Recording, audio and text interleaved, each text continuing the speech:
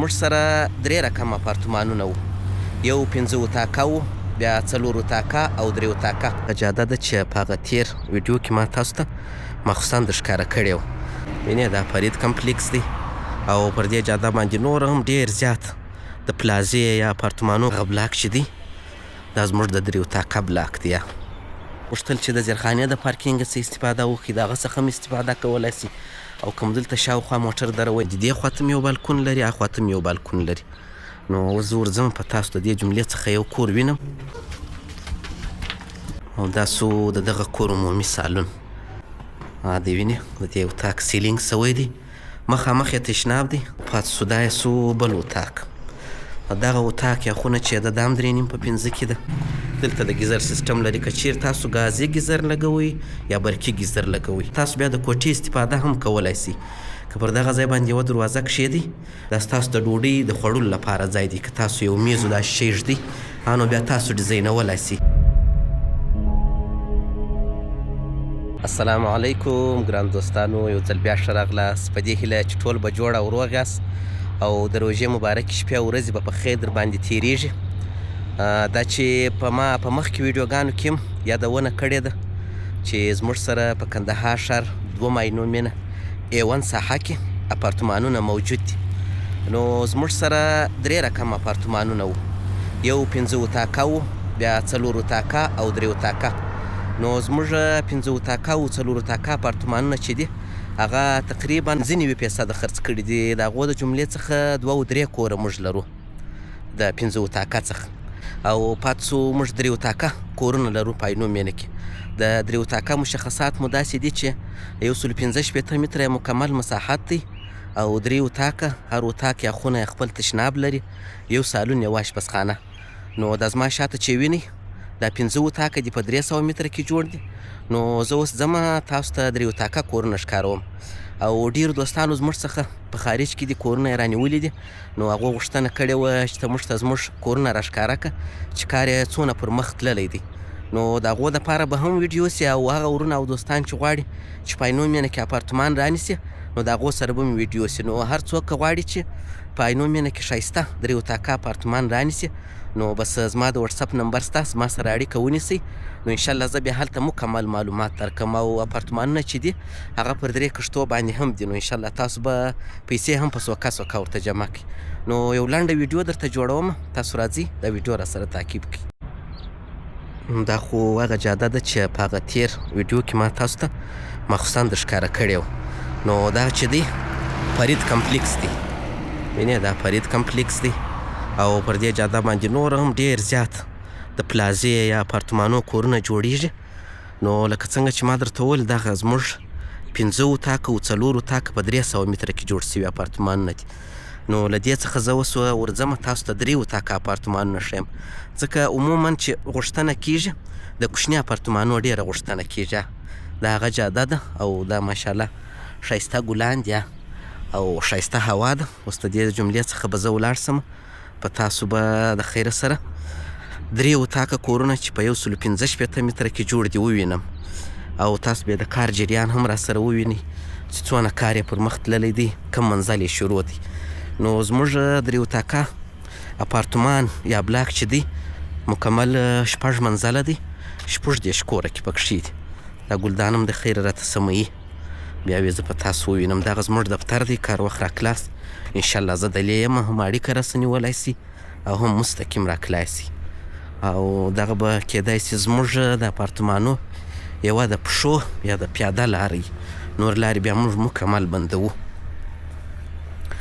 دغه د هیل صاحب موټر ولاړ دی. نو داسې چې رالو دغه دی، وینې دغه بلاک چې دی دا زموږ د 3 اتاقه بلاک دی. دا مکمل 6 منزله دی چې له دې جملې څخه اوس فعلا ګوره 1 2 3 4 د 5م منزل کار یې شروع دی، او د دې پر سر باندې یو بل منزل شته چې 6 منزله سي، نو بیا مکمل بشپړېږي. نو د دې څخه به زه اوس تاسو باندې یو کور ووینم، او تاسو یې دا د کار جریان را سره ووینئ.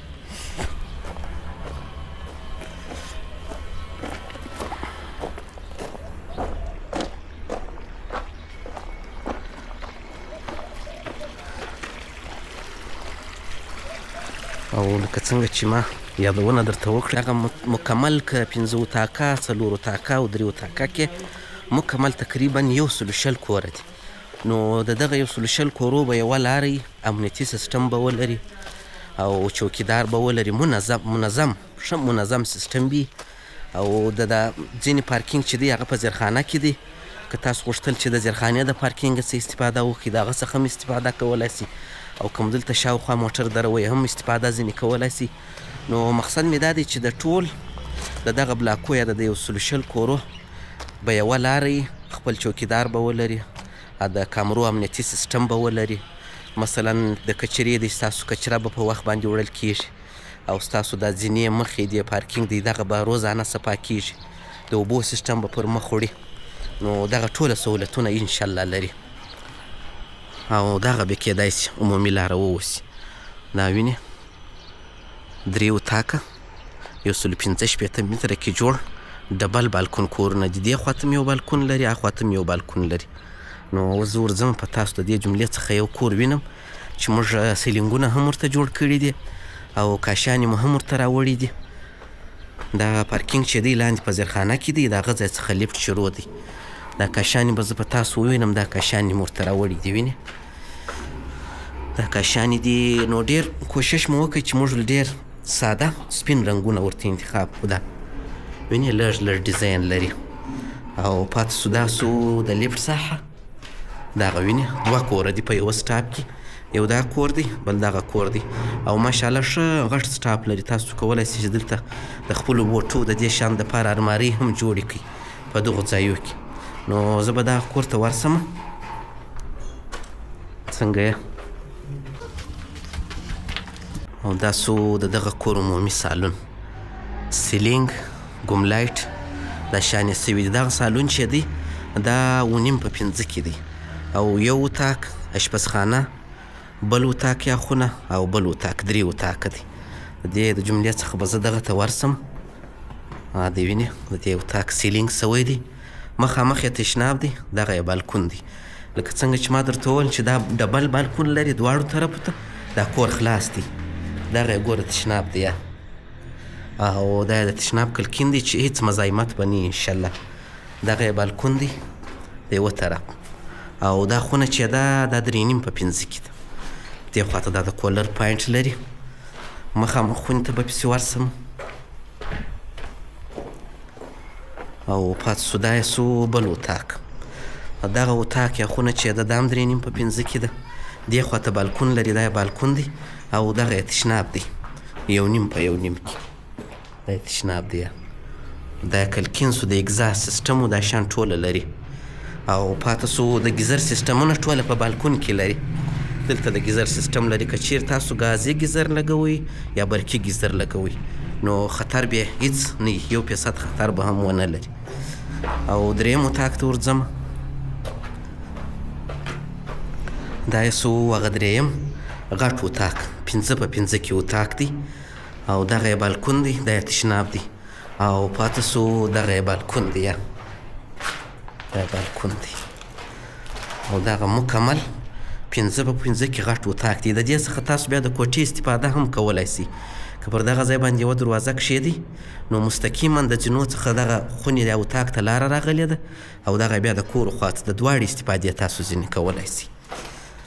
او اوس به زه ورسم اشپزخانې ته. اشپزخانه چې ده 3.5 په 3 کې ده. دلته به تاسو ته د کانکریټ معلومیږي. تر دغه ځای پورې زموږ اشپزخانه راځي. دغه شاوخوا ساحه ټوله کاشي کېږي، لوړ المارۍ ورته جوړېږي. اشپزخانه به هم ښه اګزاست سیسټم ولري چې یعنې بوی به کور داخل ته نه ځي. او پاتې سو دغه یو کوچنی ځای چې دی دا تقریبا 2.5 په 3.5 کې ځای چې دی دا ستاسو د ډوډۍ د خوړلو لپاره ځای دی. که تاسو یو میز و داسې شی ږدئ نو بیا تاسو ډیزاینولی سئ. دغه د کور مکمل سالون دی. کارونه د دې بلاک دغه نه پر مخ تللي دي چې یعنې تقریبا د اول منزل یې مکمل سیلینګونه خلاص سوي دي، او پلسترکاري یې سوې ده، او کلکینانو شیان یې ښوول سوي دي. نو انشاءالله ډېر ژر به د تشنابو او د اشپزخانې کاشانې هم موږ شروع کړو. او پاتې سو 2 منزل پلسترونه یې هم ډېر خلاص سوي دي، هم یې کلکینان ښوول سوي دي. نو هغه چا چې دلته زموږ سره کورونه رانیولي دي نو هغو به دا د کار جریان نیولی چې کار څونه پر مخ تللی دی او خپل کورونه به لږ لږ اندازه ورته لګېدلي. نو انشاءالله موږ چې هغه ژمنه کړې یا واده مو کړي هغه به تاسو ته په عمل ثابتوو او پر داسې موقعیت به داسې یو ښایسته کور درکوو چې په ټول عینو مینې کې به بهترین موقعیت وي او د نرخ د خوا څخه مو انشاءالله زه هم د ټولې عینو مینې ذمهواره یم. نو 3 اتاقونه کورونه 3 اتاق په 115 متره کې جوړ دي. هر اتاق یا خونه خپل تشناب لري. نو چې هر ورور خور ضرورت ورته لري زما سره اړیکه ونیسي انشاءالله زه مکمل معلومات درکوم هم د کښتو په باره کې هم د مکمل نرخو په باره کې. نو چې هر سوال مو انشاءالله زه په واتساپ کې جواب درکوم. بس دا یو لنډه ویډیو د روژې. نو خدای پاک دې وکړي ستاسو خوښه سوي. تر بیا ښه وخت ښې چارې. بای بای.